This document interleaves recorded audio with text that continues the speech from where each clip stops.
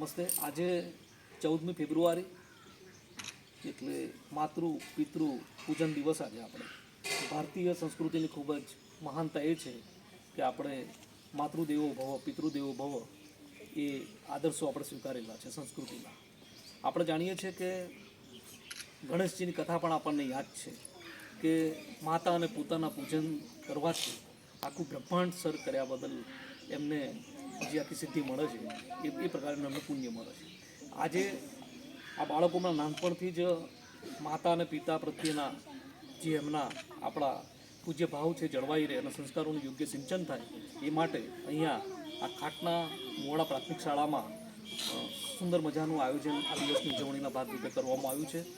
અહીં બધા જ માતા પિતાઓ અને એમના બાળકો સાથે આ દિવસની ઉજવણી થઈ રહી છે.